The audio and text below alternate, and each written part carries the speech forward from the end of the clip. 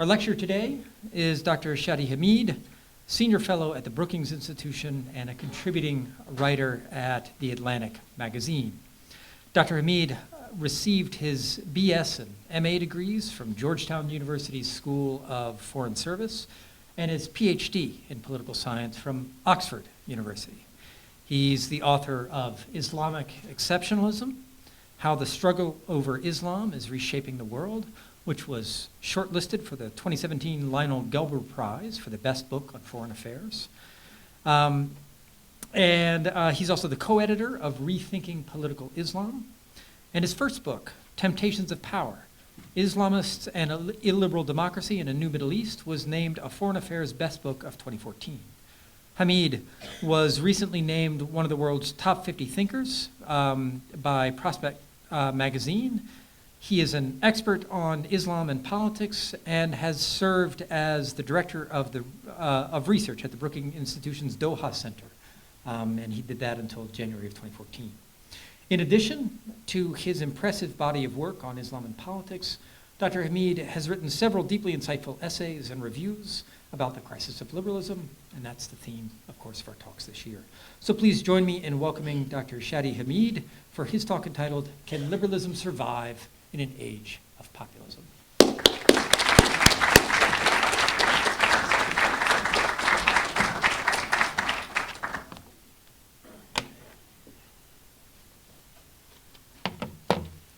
Okay, hello everyone. Thank you, Professor Story, for the kind introduction. It's great to be here. I've already met some of you over the course of the day. This is also, I should say, the first time I've ever given a lecture with Tocqueville himself peering over my shoulder. So that's nice. So the title of my talk is, Can Liberalism Survive in an Age of Populism? And a friend asked me what the title was and what I was talking about yesterday, and I told him that, and obviously there's a question mark at the end. So he said, Shadi, anytime there's a question mark in a title like that, it means the answer is no. So actually in this case, I don't want to give away the ending at the start, but yeah, we'll see. It's not quite no, as you'll soon find out. So let me just start with maybe setting the stage for the conversation a little bit. Why are we in crisis? Why is liberalism in crisis? And I think that a lot of people feel instinctually and intuitively that something's not quite right. And despite unprecedented levels of prosperity and very high living standards, at least in Western Europe and the US, we still can't shake this feeling that something seems a little bit off. We're not as happy as we think we should be. We're not as happy as we once were. We're not as happy as we remember we were, so on and so forth. And I don't think that we completely have the language or vocabulary to necessarily give voice to this uncertainty or this unease, but we know it's there. And part of the challenge is giving it voice and trying to explain what exactly feels like a crisis. Why is it a crisis despite material indicators being fairly good? One way of looking at it is, some of you will have heard this earlier with the jars of, my favorite jars of jam analogy. So in behavioral economics, they've done a number of experiments that look at the so-called paradox of choice, right? So the way the jars of jam thing works is that they bring people to a supermarket or grocery store and they ask them to pick their preferred jam. If they give them, say, 27 different jars of jam, which would seem like pretty cool. Oh, look at all these choices we have. This is great. But what ends up happening is they choose out of those 27 jars and they end up being quite unhappy with their final choice. On the other hand, if they give the participants 3 jars of jam and ask them to choose, the participants come out being pretty happy with their decision.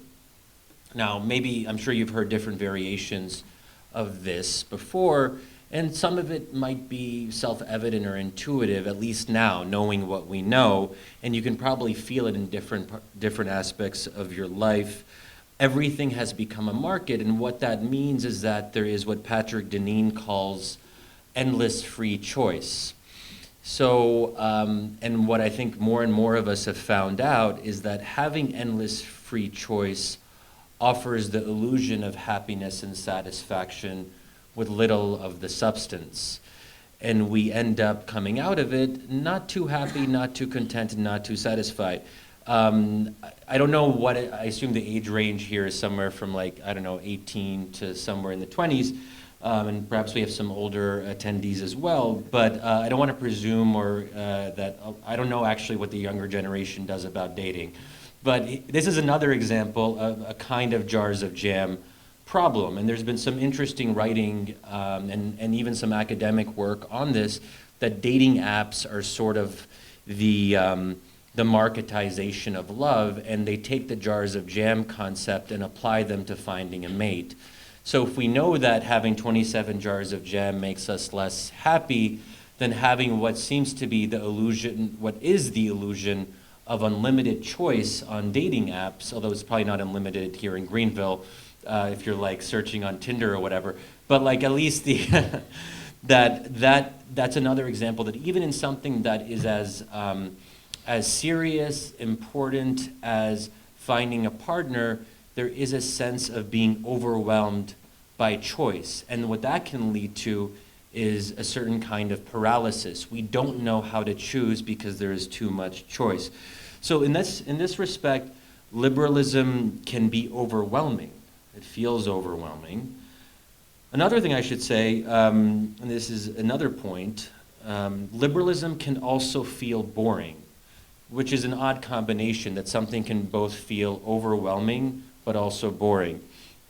And so this was especially evident in the 1990s. So after the fall of, the end of the Cold War, the fall of the Berlin Wall, you had these revolutionaries throughout Eastern Europe who were revolting against the communist system, but they were revolutionaries who were calling not for a utopia, they were calling for normalcy. They just wanted things to be normal again. They wanted to have basic freedoms and basic civil liberties. But they were certainly revolutionaries because they were risking their lives for freedom, right? The revolutions happen, Eastern Europe goes through starts its democratic transition, and the former dissidents who were fighting against the Soviet Union run into a problem where they realize basically that this new liberal order is kind of boring. And there's an interesting quote from the former Polish dissident Adam Michnik, where he's talking about his fellow dissidents and the crisis they encountered in the 1990s, is that they started to feel, quote unquote, a contempt for normalcy, for a life without conspiracy. These were people who were used to living underground, and every act seemed like an act of daring, fighting for their very lives. And then they found themselves in a normal, free market, capitalist environment, and something seemed lacking. There's another issue that liberalism, I would argue, I would posit to you, and feel free in the Q&A to disagree with me on this, that liberalism, and here I should clarify, although that we're talking about the classical, at least the classical liberal tradition and variants of that tradition. We're not talking about liberalism in the leftist sense that we sometimes talk about with the Democratic Party and so on. That liberalism, small L liberalism, is not necessarily in tune with our nature, or we don't naturally incline towards liberalism. It doesn't mean that that our natures are against it. It's just not the natural setting that we have. And I think this should be at least somewhat self-evident, since liberalism is a fairly new innovation in human history. If it was something that was natural or that we naturally inclined towards, we probably, at least some of us, would have become liberal, 500 years ago, 1,000 years ago, or several millennia ago. We did not. It only started a couple centuries ago. So the fact that liberalism in the broader sweep of human history represents a sliver of time should tell us something important, right? And we should, and for those of you who are believers in one of the, the three monotheistic religions, Christianity, Islam, Judaism, none of them are really liberal, at least not in their original form. They're not meant to operate in a liberal framework. And that should also tell us something, that if you believe in God, and especially these three religions, if liberalism was natural, then presumably God would have created us with some sort of inclination towards it, or he would have said more about liberalism or liberal ideals in the foundational scriptures. He did not. That might also tell us something. And this sort of depends on the presumption that God exists. If God exists, presumably he created us with some sort of a nature or natural set of inclinations. Okay, another problem. And then at some point we'll kind of get to more solutions, but it's good to kind of lay out some of these weaknesses so we know what we're dealing with. Liberalism assumes that we are rational, or that we can be rational, and that with the right information, with the right education, we can get together as citizens and make good decisions about our lives and about our society. So it has this sort of technocratic premise that we can transcend ideology and just do what works. And you might recall some of this language. Oftentimes this language is used by folks in the center of the political spectrum or the center left. Even Obama himself would talk about being a post-ideological president. And there was this idea that rationality was the future, and that education and information were means to that particular end. And I would posit that this gets something about human nature, gets it pretty wrong in important ways, because we are finding out more and more that human beings do not necessarily act rationally, even if they have all the good and supposedly right information. But we also know this from our own personal lives.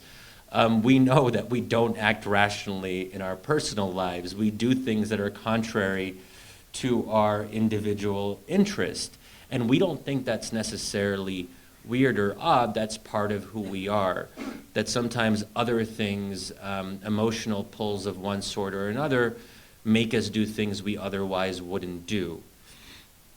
So we have basically this situation then that liberalism has these weaknesses. It's failed in certain ways to address something which is quite important to all of us, which is the struggle for meaning, for belonging, for identity, and for community. And instead, after the end of the Cold War, liberalism and this idea that history had ended, and all of you, I assume most of you have read Fukuyama's article, The End of History, which captures this in various ways, that there was this triumphalism, this idea that history had ended. Now, Fukuyama's essay is more nuanced than this, especially if you get to the very end of it. But the fact is, a lot of so-called liberal elites, whether in Europe, the EU, in Brussels, here in the U.S., there was this triumphalism that there was no longer a competitor ideologically to this new triumphant liberalism. And looking back, it should become clear to us how presumptuous this was. Even the phrase, the end of history, is kind of absurd when you think about it. But that's actually what people thought and what many people still believe. And after the Cold War, after the Soviet Union was defeated, there was a sense of liberalism falling in love with itself and becoming less self-critical and unable to self-criticize and see its own weaknesses. So it's in this context that we can talk a little bit more intelligently, I think, about what populism is, what it represents, and what it's trying to respond to. Now, Donald Trump, to use our own example here in the US, is a populist of one sort or another. And I'll just talk about him for a couple moments, just because in some ways, I hope this won't be taken the wrong way, but Donald Trump did change my life. And let me explain what I mean by that. So I remember the first time I watched a Trump rally on TV. I think it was maybe September 2015. And it was really a fascinating experience. And maybe some of you remember your first ever Donald Trump rally experience on TV. And first of all, I found him unlike a lot of my friends and colleagues. So I would, and they thought I was weird that I thought this. I was like, wow, this is really compelling stuff. I couldn't take my eyes off the screen. There was something about it that was really different in the context of American politics. Here was a guy working without notes. That's hard to do like an hour-and-a-half speech without notes, a stream of consciousness thing that takes a certain special level of skill, shall we say. So I found it impressive, and I saw a kind of charisma, although I'm not sure that's exactly the right word. But another thing that struck me was it wasn't completely new to me. I had seen this before, and I had seen it in the Middle East, and I had seen this sort of this naturalist populism of just kind of riling people up and being unfiltered in a way that's not very common in the US, where we're just used to people being scripted. But there was also something else. It seemed that Donald Trump understood the darker psychic forces that are at play in the human experience better than most politicians. And in the Middle East, this is normal. If you do politics in the Middle East, you have to have a very dark sense of human nature because the people have experiences of civil war and violence and military coups. So you know how to tap into that darker side, and you know how to use it to your advantage if you're an effective politician in a Middle Eastern country. And here was an American politician, or at least an aspiring one, who was tapping into those same dark psychic forces. And even though that troubled me, it worried me, I couldn't help but be impressed by it because it spoke to something real. Okay, another Trump anecdote. A couple months after that, I was in Florida with my family, my parents and my brother. I forget, it was some weird rural part of Florida. I don't know how it was picked, but anyway, we were pretty much, as far as I could tell, some of the only brown people in this particular beach town or whatever. And me and my dad, we walk into a coffee shop and we're the only ones there, and we're speaking like a mix of Arabic and English as we often do. And I remember looking at the television screen, and CNN was on, and they were talking about Trump's proposed Muslim ban. If you might recall, he released that in December 2015, so it was around that time. And I remember feeling something I hadn't even felt after 9/11, which was here were these CNN pundits, and they were talking about the Muslim ban and mostly criticizing it, which was nice, because but they were talking about us as Muslims in a weird way where I felt for the first time quite distinctly like I was the object of other people's conversations. Here I was on vacation, and here are a bunch of pundits talking about us as Muslims, almost in a way othering us, even if their intentions were good. And so we had become almost like a political football. We had become this object. And that, to me, I felt almost disembodied. And I remember that moment, and I've written about it afterwards because it was such a striking moment for me.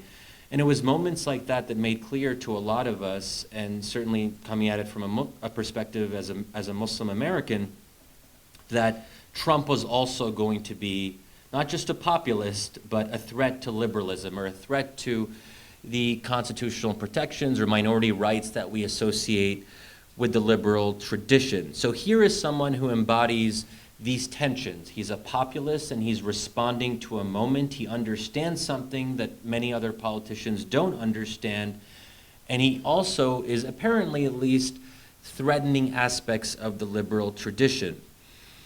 But over the last few years, I think I've also come to realize more and more and this is very much my position now and has been for some time, that Trump, and this gets to how do we understand the rise of populism? What is our theory of the case? Is Trump an aberration, and that once Trump leaves the scene, we can return to the status quo ante and things will finally get back to normal and we can just go on as if this had never quite happened?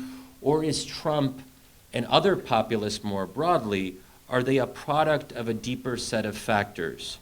Is Trump a symptom or is he a cause? And I'm very much of the belief that Trump is a symptom. So even if he is no longer president, the problems that led to his rise will still be there. And this can really affect how we understand American politics, but also populist politics more generally throughout Europe, but also in countries as diverse as India, Brazil, Israel, the Philippines. This is a universal phenomenon, and that's why we shouldn't make it into a Trump-centric phenomenon, because if it was primarily about Trump, then maybe it would happen here and a couple other places, but it's happening almost everywhere, so it speaks to a set of universal problems, and this is where I go back to problems around meaning, identity, and belonging. And that Trump and other populists have found effective ways to speak to that. And in this sense, populism can be seen in at least a somewhat positive way, if we look at it from this perspective, that populism offers a corrective for past excesses or past failures. Populism is coming about because of elite failure, that center-left and center-right elites in the US and throughout Europe had been in power for much of the post-Cold War period, and something didn't work out as planned, and more citizens of these countries became disillusioned. And there was also a sense, too, that liberal elites, if I can use that term, there was something patronizing about their approach, that they felt they had all the answers and they were telling people to get on board, and that's bound to produce a kind of reaction. Another part of this has to do with the role of religion, and this is important. And what populism does is it fills a gap. But the question is, why do we have a gap in the first place? And this is where I think an important part of the story is the decline of Christianity, or at least the decline of Christian practice in the US and particularly in Western Europe.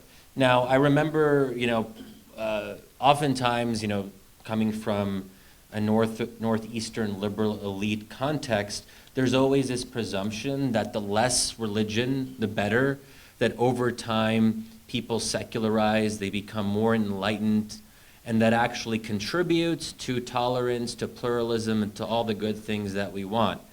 But I think one of the major lessons of the past few years is that be careful what you wish for, because what do we see?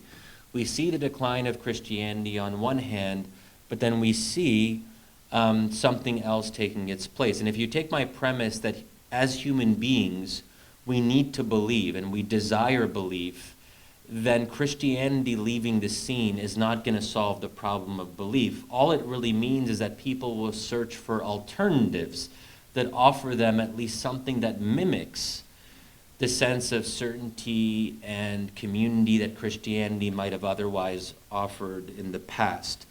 And what are these things that are taking the place of Christianity and attempting to fill the vacuum? They're not necessarily better. And sometimes I almost long for the days when we could have had more of the Christian right being the Christian right, instead of the Christian right sort of subsuming itself under Trumpism and becoming Trumpified, because what we have replacing Christianity are things like ethno-nationalism, white nationalism, nativism, right-wing populism, and these are all things that have their darker sides and can at times present threats to liberalism. So what we have here is a kind of inversion of what was expected. The decline of religion is not necessarily leading to more tolerance or to a better understanding of pluralism. I should also say that on the other side of the spectrum, you have folks on the left who are becoming more and more secularized themselves. And I think one of the big developments of the past couple decades with the Democratic Party is that religion is not really part of the scene.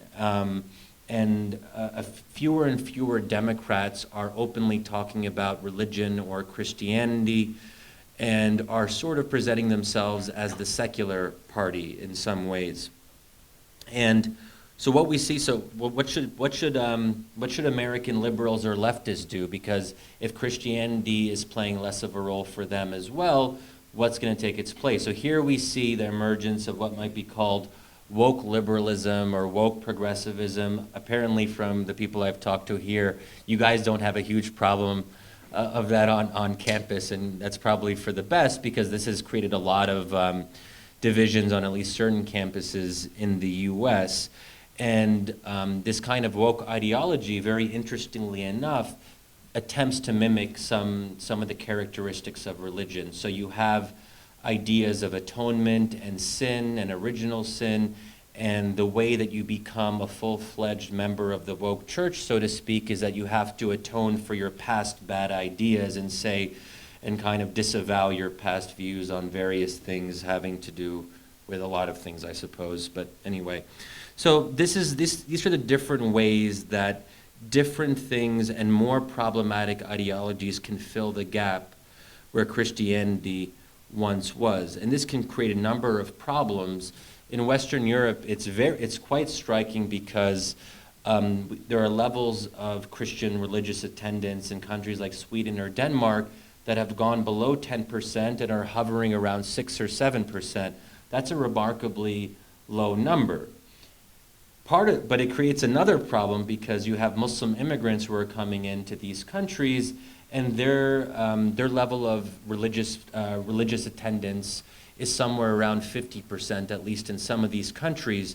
So you also create this contrast between Christians who are apparently becoming less Christian and Muslims in Europe who are maintaining somewhat high levels of religious practice, which creates a pretty stark gap in religious observance, which can contribute to social and religious tension.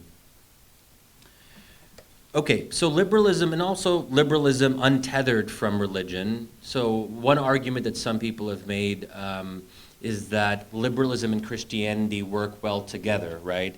In the sense that Christianity can temper some of the excesses of liberalism and perhaps vice versa. But with the decline of Christianity in American public life, liberalism becomes more untethered to those Christian traditions. And in some ways, that makes it more of its own orthodoxy, that it becomes almost its own belief system or almost its own system of faith. And what happens when you have an orthodoxy? You have people who rebel against it and become heterodox. And this has created some of the populist backlash where people look at this liberal orthodoxy and they say, we don't like it. We don't necessarily know what we want in its place, but we're not on board. Now, so where do we go from here, and what is populism going to offer, and what does populism actually mean for the future of liberalism? Now, populism doesn't offer a full-fledged alternative to liberalism. And in some ways it can't, because populism isn't a coherent ideology. It's more a style of politics. It's more an attitude. And that's why there are considerable differences among different populist parties. So if we look at Europe, for example, some populist parties are more on the economic left and are very adamant about protecting and even expanding welfare state provisions, and they really make a play for the working class, and they try to, in some sense, be working class parties. Other populist parties are more social, not necessarily free market, but center right on economics. Some populist parties are avowedly secular. Some are more Catholic or Christian influenced, such as in Hungary and Poland with Fidesz, and also Law and Justice. Those are the two parties there. So there is quite a bit of diversity in the populist spectrum, but what they all share is this style. And what do I mean by this style? One thing, and this is actually pretty important, and maybe it goes a little bit beyond mere style, which is populists tend to see the world in terms of us versus them. So there always has to be a they. And then if there is a they, what does that mean? It means that presumably there's a we. And then the question becomes, who is actually able to gain entrance or membership into the we, the people? So, but beyond that, populist parties aren't really offering a distinct alternative. They're not saying that here's a different system to organize political life. And that's why, for those who fear the demise or the end of liberalism, it's maybe not as stark or negative as it might seem, because ultimately populist parties are working within what are still liberal regimes and liberal constitutional structures. And in strong democracies and established democracies, they have to be fairly careful about not violating the Constitution and not violating the law. And even in some countries, they actually pay fealty to the Constitution. Some might say it's insincere, but they go out of their way to say, we are loyal to the Constitution. So that provides a certain set of liberal constraints that populist parties have to be very careful about crossing, because if they cross them, that can lead to some problems. But what we do have here, and here's where I'll start to close up and offer a kind of sense of how do we minimize the negative effects of populism to allow populism and liberalism to coexist, at least to some extent, is that populism is part of our present, but it will also be part of our future. This is not going away. As long as you take my premise that populism speaks to these deeper problems, and as long as these deeper problems such as massive inequality, unaccountable elites, as long as those things won't go away, populism will be there in some form, and there will be a demand for populism on the part of voters. And that's why voters more and more are voting for populist parties. Now, if there's a demand for populism, that means that there has to be a supply. And then the question becomes, what can be the supplier of this populism that people are demanding? And this is where we can talk about not just right-wing populism, which is what I've focused on thus far in my talk, but there's also a left-wing variety of populism, which is a little bit different. And this is where we get to the present-day debates around folks like Bernie. I guess you could say Jeremy Corbyn was a certain kind of left-wing populist as well, Syriza in Greece, Podemos in Spain, and so on. They don't get as much attention, but they are gaining ground in some countries. So what I potentially see as a way to minimize the dangers of right-wing populism is to say, look, if people want populism and we have to offer them some form of it, can we consider offering them a form of populism which is less prone to attacking minorities, which is less anti-Muslim, in some cases less anti-black, so on and so forth? Is there a populism that can speak to some of the same anger and frustration that people throughout Western democracies have, but avoids this trap of treating minorities as the enemy? Because as I said, what does populism require? It requires a we and a they.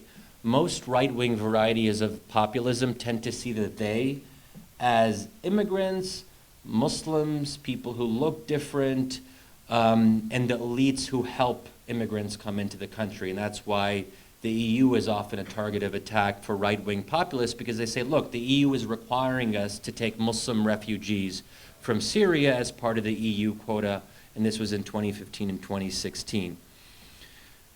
Left-wing populism takes the same premise of we and they, but it changes who the they is. And this is really important. And this draws on some of the work of a political theorist named Ernesto Laclau, who talks about they being the empty signifier. Populists don't need to, different populists can choose different theys. It doesn't matter so much what they choose as long as it's some kind of enemy or adversary. Now, what would an enemy be that would be less problematic than immigrants or Muslims or black people? And one option, and this is what left-wing populists tend to focus on, is the enemy or adversary or the they are billionaires, corporations, very rich people. Now, maybe it's not ideal, but at least very, very rich people are like 1% of the population or 0.5, depending on where you draw the line, where minorities tend to be 10 to 20%. So anytime you can get the they to be a smaller number of people, and for the they to not be a particular race or minority group, you tend to avoid the worst excesses of a potentially anti-liberal populism. And this, one might argue, is something that a candidate like Bernie is at least attempting, which is to offer class and economic critiques that focus the conversation away from minorities or immigrants being the enemy to fight against. And this is why Bernie tends to focus quite a bit on the they of billionaires and corporations. Now, but what does all of this mean? It means that liberalism going forward will be challenged by populists. People will continue criticizing it, as I have today, and as many of you probably will in your classes, because liberalism deserves criticism. But what we can have is a liberalism that is less hubristic, less ambitious, and accepts more competition and accepts more conflict. And one way of looking at politics is that politics is inherently conflictual. We don't need to have full consensus. We don't need to have full agreement. And liberalism, a liberalism that is less ambitious and less expansive, should be able to coexist in a world where there are other parties and other ideologies that challenge it to one degree or another. And this is an important way to rethink politics, because I think growing up in America, and even to this day, I hear a lot of this kind of talk of, if only we could return to consensus, if only we could have civility, if only we could find a common American identity. But it might be too late for that, because we as Americans, as I think is evident every day, we no longer agree on the foundational questions. We no longer agree on what the good life is. And you know what? That's fine. That's not a problem to be solved, because the reason that we disagree on these foundational questions is because we have different value systems. Some of us are religious, some of us are not at all. Some of us have different philosophical starting points that guide our approach to the world. And to try to force Americans into this box of sameness, first of all, it's not realistic. And it also, I think, makes the liberal mistake of assuming that sameness is better than difference. And if we shift our political understanding to say difference sometimes is maybe not something to always be embraced, although we can embrace it, but at least it should be respected and accepted as part of normal politics. And if you start to think about politics that way, then populism stops seeming as threatening or scary as it might otherwise be. And a liberalism that is more pluralistic and more open to these challenges and this kind of competition is also, in my view, a liberalism that is more sustainable in the long run. I guess I'll just end there. Okay, yeah, thank you.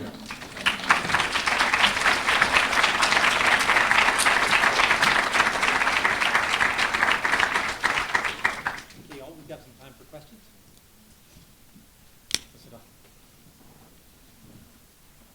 Hello again. Thanks very much. Is this on? Yeah. Okay. Thanks so much for the talk. And I have a question that's kind of arising out of this and also out of your article in American Affairs. So, in the liberalism class, we read John Stuart Mill a few weeks ago, and we're talking about his conception and the kind of liberal conception of discussion as an ever-needed thing, and Discussion as a... an ever-needed thing. And we pit ideas against one another in this sort of continual quest for coming to the truth, which we may never come to, but we're kind of trying to piece it together. And so it's kind of your job in a liberal system, like it's your responsibility to speak what you believe. And so in that sense, there's always sort of a battle going on, but it's in words.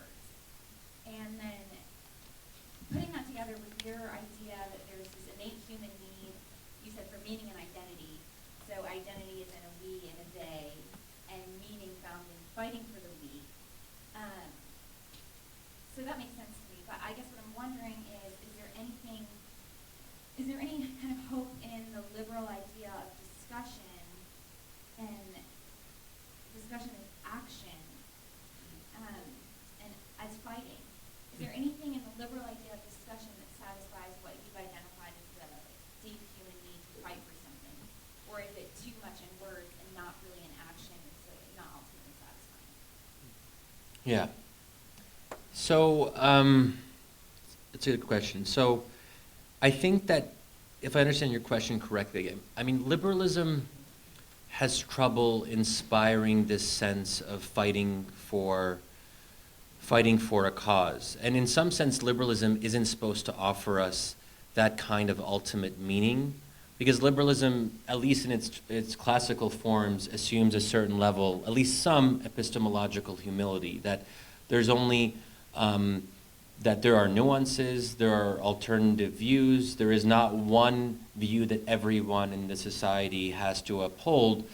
So that can sometimes be a difficult way to inspire people to rally around a cause, because, and I've found this challenge myself, and this is a problem that liberal parties had in the Middle East during the Arab Spring. How do you sum up liberalism in a couple sentences? And maybe that's just something you can think about in your own head. Like, it's not the easiest thing to do. If you want to sell an ordinary person on the appeals of liberalism, it's a little bit different than rallying them behind a tribal or group or religious identity, right? So I think that is one inherent weakness. And also the fact that liberals sometimes seem unsure of themselves even when it comes to liberalism. And maybe that's the whole point, that they're supposed to be self-critical, even though there's maybe less of that with today's liberals as there might have been in previous generations. But that also is what makes liberalism feel threatening to people who aren't liberal, is that it doesn't seem that ideological, even though it is. That there are these starting premises and starting assumptions that even exponents of liberalism don't realize they're depending on. And some of you might have gotten in conversations where the person you're talking to isn't aware of what makes them a liberal. And for a lot of us, liberalism was just the default way of looking at the world. It wasn't something we felt we had to justify. And I think it's quite unfortunate that, especially liberals on the left in America, that we just, there's a sort of an assumption that we're right and that we're the rational ones. But even that depends on a lot of ideological and philosophical starting premises that go unacknowledged. So that can sometimes, this is the sort of paradox of liberalism, that it seems it's an ideology that doesn't seem like an ideology, but that can also make it more effective and more expansive, and that can feel threatening to people. Sure.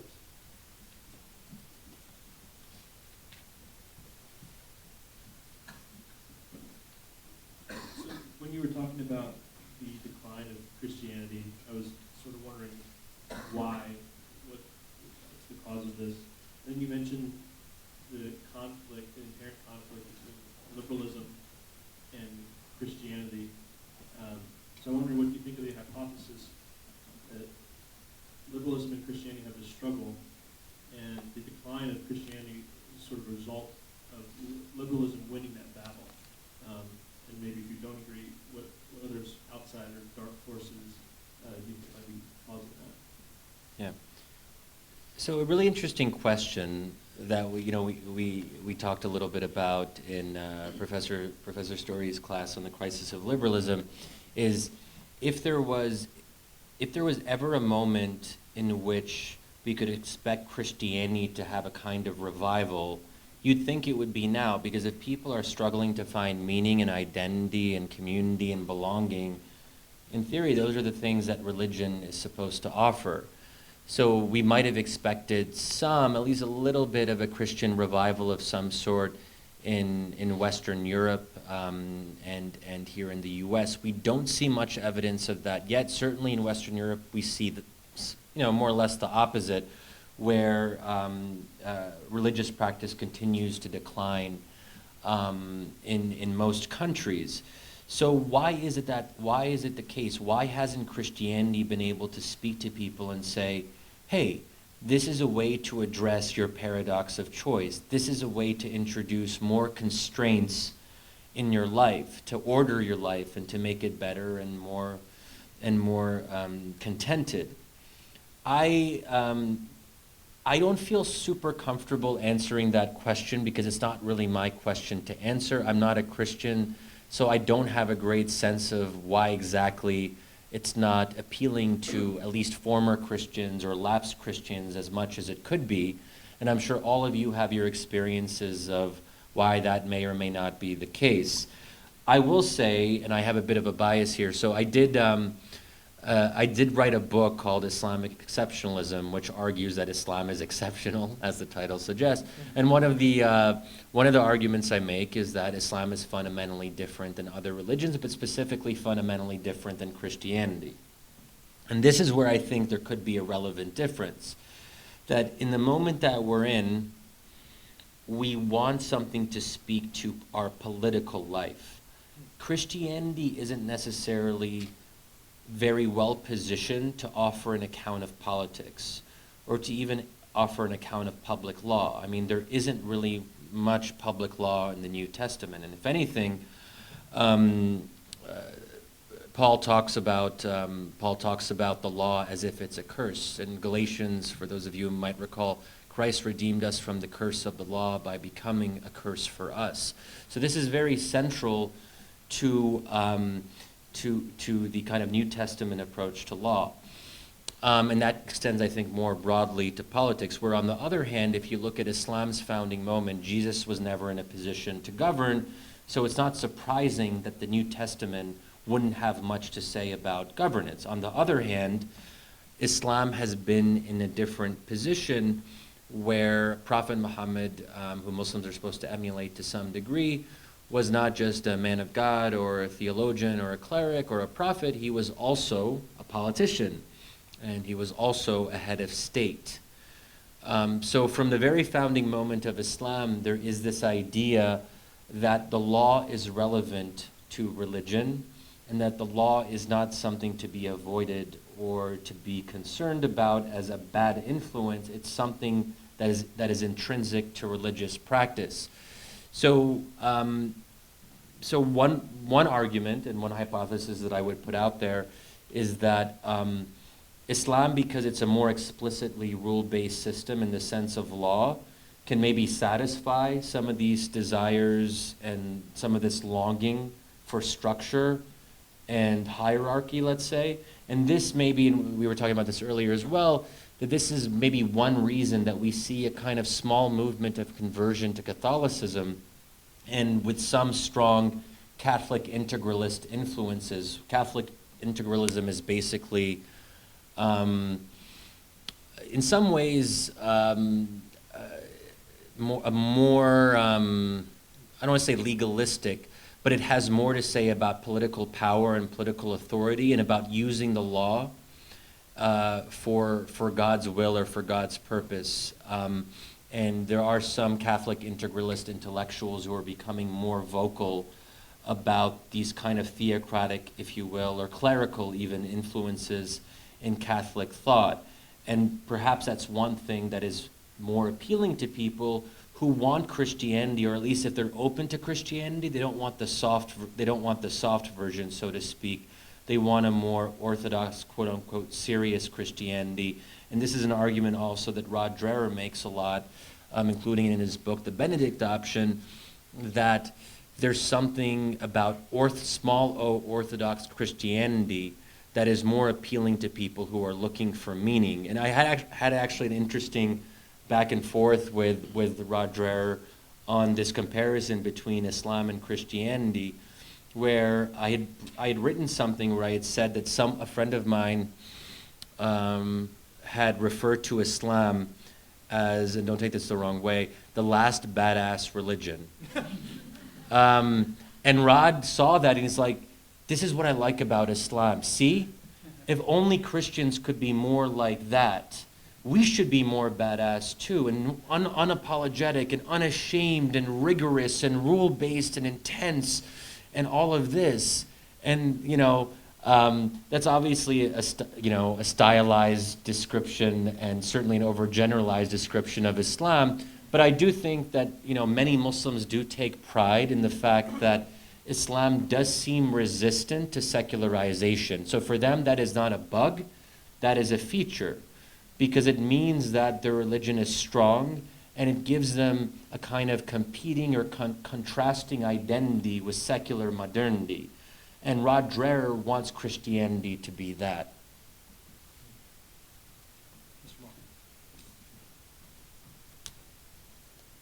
Hey, thank you for your talk. I'd like to build off the previous question and your response just now and ask a decently direct question. So you say that liberalism makes a mistake when it trends toward a tendency of sameness. And you also said that the three main monotheistic religions, also Abrahamic ones, don't have a natural fit for liberalism, and their sacred texts seem to arguably run even antithetical to it.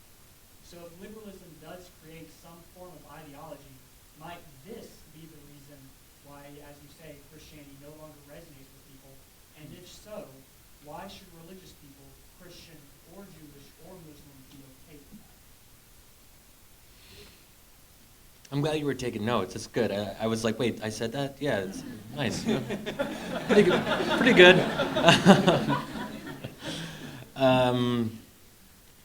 But tell me a little bit more about what you mean by, so why would that necessarily mean that Christianity would lose the battle with liberalism? So tell me a little bit more about what you're thinking there. If as a result of liberalism, sameness, secularization starts to permeate through people, and for certain Christians or Jews or Muslims, with the afterlife being of prime importance, I speak mostly from a Christian tradition. I'm not as confident Yeah. on the other with the afterlife question.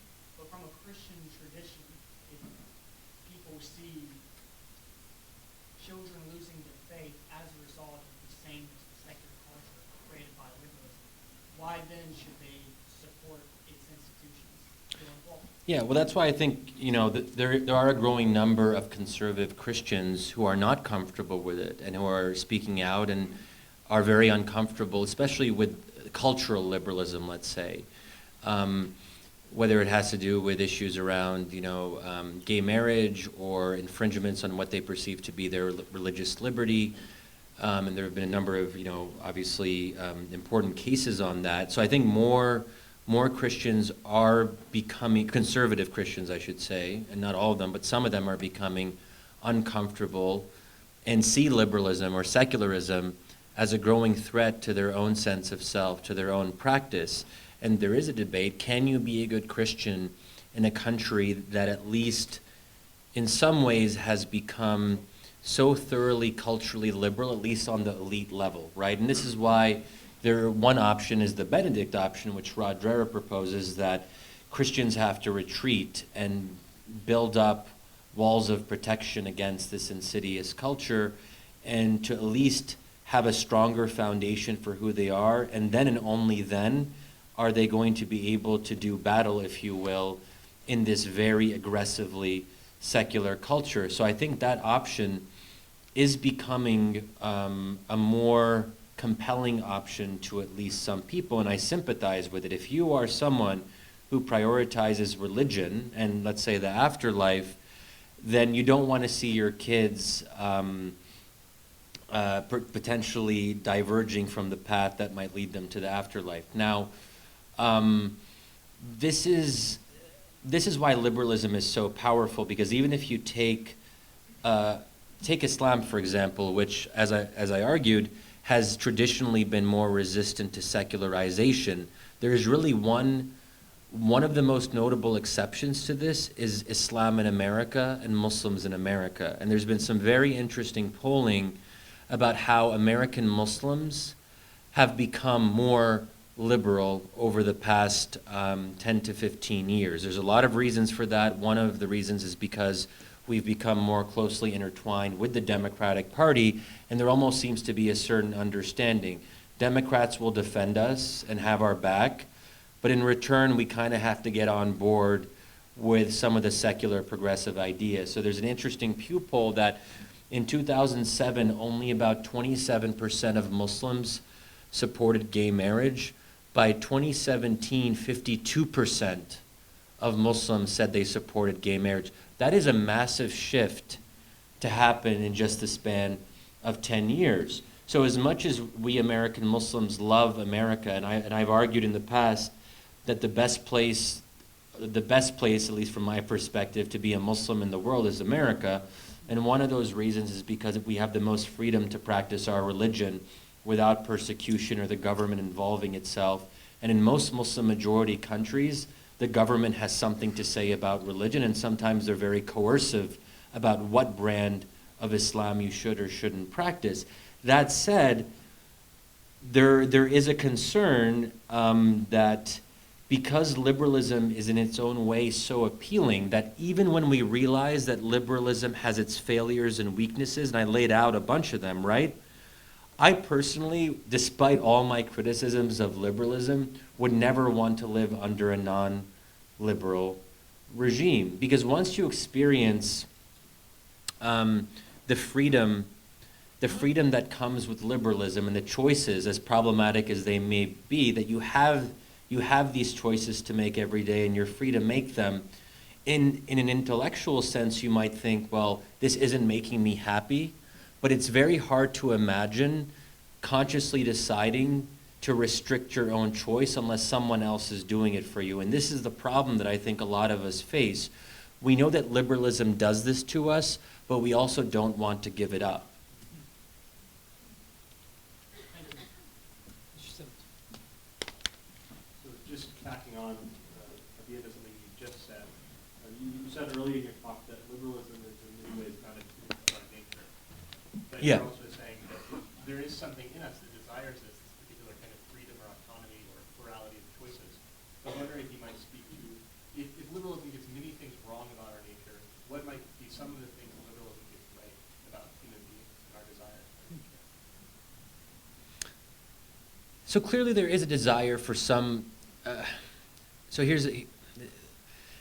think it's difficult because we might desire choice. I think there is something about us where choice seems appealing, but does that mean we naturally incline towards a system of considerable or unlimited choice? So part of my argument is that once you experience the choice and freedom that comes with liberalism, it sort of traps you in a way. And I think some of that has to do with economic incentives, some of this has to do with the nature of society, in that it's very hard for us to accept restrictions on what we have and what we want when we see what everyone else is getting and wanting. And this is where in the pre-modern period you could live in a somewhat hierarchical community or family and you didn't know how other people were living. The problem is there's no way to undo modernity in the sense that we know what we're missing, and there's also something about human nature that doesn't like being left behind when it comes to things that seem, at least on their surface, to be appealing. So I don't know if you want to say that's something inherent, like liberalism understands, is that an inherent aspect of human nature? Perhaps, yeah. There is something about us that desires something new and finds the new appealing, at least on a surface level. We might realize after that this didn't make us happy and is not going to make us happy, but then we have a lot of trouble pulling ourselves away from that kind of incentive structure. So in that sense, the effects of liberalism, once they are done, cannot really be undone. And this is part of the tragedy and part of why it's so hard to come up with alternatives to liberalism. And this is why books that criticize liberalism kind of falter in the last fifth, because they're stuck. We're all stuck. This is the world that we live in. And it's so powerful in part because of economic aspects too. And this is where there could be an interesting discussion about the interplay between the free market and liberalism, or capitalism and liberalism, because so much of our lives are organized around these starting assumptions.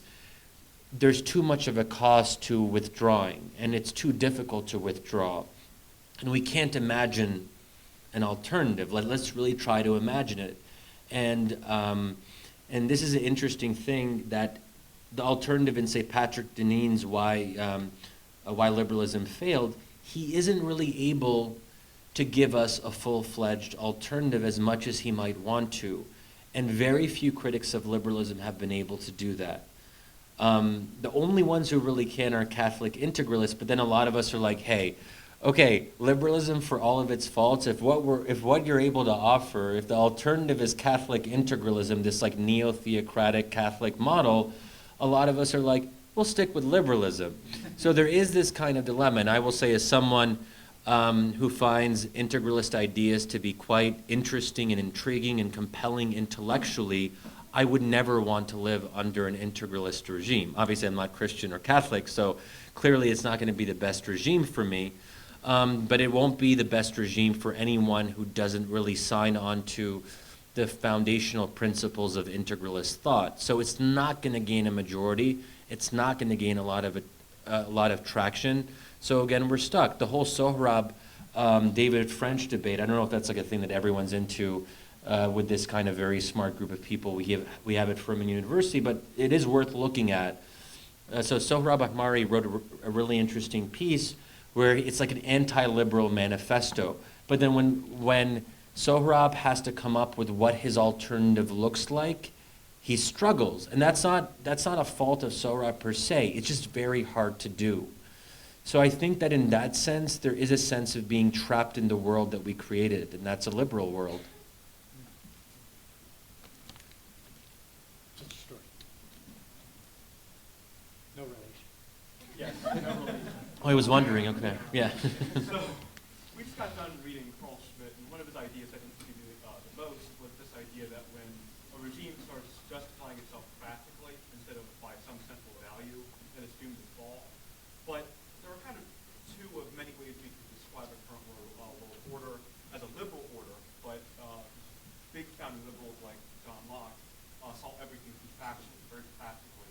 But we could also view it as a Westphalian order, where the Catholic Church was forced to make concessions to recognize Protestantism, which is also very practical. So it seems like not so much our regime, but our world order is practical from the onset. So is this true, and if so, do we have any hope? Is there a central value that we can possibly hope to justify ourselves on? Yeah, okay. So, well, first of all, you make a very good point, and I would argue that the state isn't necessarily great for religion.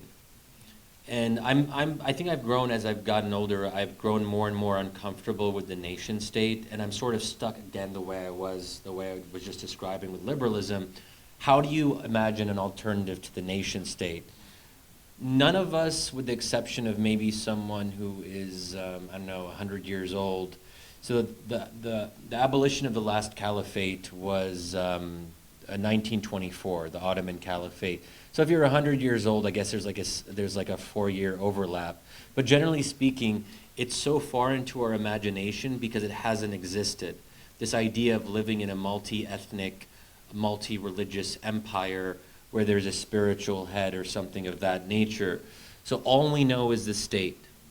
And it becomes very difficult to see beyond the state and to think beyond the state. And that's just something worth keeping in mind, that the Westphalian order and the dominance of the nation state as the only option that most of us can realistically consider has very much limited our options, and it's limited our imaginations.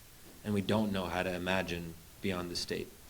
That said, I do think there are a set of values that I think we can justify states upon, and that value is democracy, small d democracy. And I don't know, I hope I didn't misunderstand your question, but the U.S. and certainly most democracies are different than, say, China, in that they don't depend on performance. They don't depend on performance legitimacy. So even if we do badly on economic indicators or on educational indicators or healthcare indicators, and we don't do good on healthcare indicators compared to other industrialized nations, our education system hasn't been good, hasn't been great for a long time.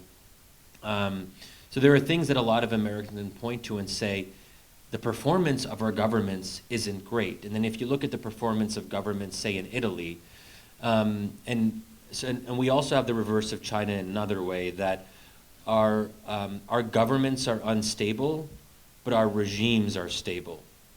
Where in China, governments are stable, but the regime is unstable. And this is why I'm actually not bullish on China at all. I think China is a problem waiting to happen because it depends precisely on performance legitimacy. As long as the Chinese Communist Party is performing and delivering, it will enjoy some modicum of legitimacy. But that's a lot of pressure to be under because sometimes you can't always deliver. There are other factors that are sometimes beyond one's control or a country's control. And I'm very thankful that in the US, there's a deeper sense of legitimacy to our regime, to our system, that doesn't depend on being super awesome or super successful. And actually I'll say, just as a little addendum to that, the last 3 years have been one of the strongest tests of American democracy imaginable, at least in recent decades, in the lifetimes of almost everyone here, I would say. And that's why the last 3 years to me are a relief, because the system worked, the system works. We actually do pretty well even when things get really bad. As polarized as we are, it's still kind of working. And there's something beautiful about that. And there is a kind of a natural balancing to our system, that Trump comes up and he does things that a lot of us feel are very threatening, but then there is a balance from the other party, and there's a robust debate, and there's a robust press, and Americans are willing to challenge what the government does. And American democracy did not die, it's not dying, and it won't die. And when I see all these books, which pretty much are talking about how America is on the verge of becoming an authoritarian state, I think it fundamentally misunderstands what's great about America.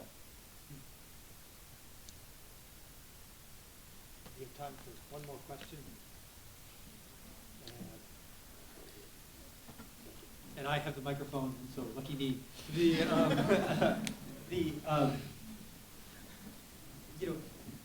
I'm perplexed by the following.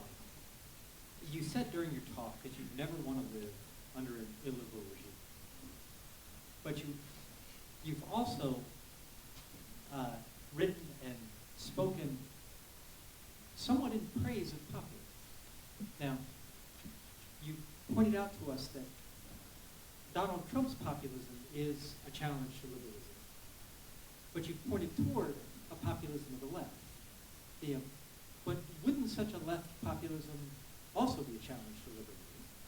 In fact, isn't that what would define it? So, are you playing with fire? Yeah. So, I mean, the first part of your question is, so I'm torn, and I think that I find myself in the odd position of someone who looks at populism academically and studies it and interviews members and leaders of populist parties. Most recently, I did a round of interviews with leaders of the far right, if you want to call them that, or right-wing populist party in Germany, the AfD, Alternative for Germany. And I find those kinds of conversations fascinating, and I think that my approach is never to condemn, as much as they may be anti-Muslim or anti-immigrant, and I'm both a Muslim and a child of immigrants and so on, that I think that from an academic standpoint, we have to suspend our personal biases and do the best we can to understand the people and the parties that we're studying. And I think there's no other way to study movements academically, right? So that's one thing, and it puts me in this sort of like odd position. I remember even some of these AfD guys we would sometimes get into awkward conversations where they didn't want to be too explicit to ask about my religious identity. But sometimes the ones who are like, who are a little bit more awkward, they would be like, are you approaching this as a secular academic or as a member of the Muslim community? Because they were, that kind of thing. Anyway, so I find myself, and I wear both of those hats. I do self-identify as Muslim, although I wouldn't say like I'm a particularly practicing Muslim, but it's part of my identity. It's important to me. And I'm also an academic who tries to understand things from afar. Now, playing with fire, are we playing with fire? So I guess my argument depends on the premise that if the fire is already there, and it will be there because of deeper structural factors, I want a better fire department. Or a fire department that is more in line with my values, if that's what we have to choose from. And I think that an important part of liberalism is the rights of individuals, and particularly those who are sometimes those whose rights are threatened, and oftentimes those are minorities or those who are weaker in society in some way. And left-wing populism avoids that fundamental problem of targeting the weaker or minorities or immigrants. So in that sense, it avoids some of the biggest threats to liberalism that we see from right-wing populism. Now, there are other threats to liberalism that we can imagine, more state control in the economy, the state involving itself on cultural issues in a more aggressive way. We can imagine some of those scenarios, but to me, those aren't as threatening.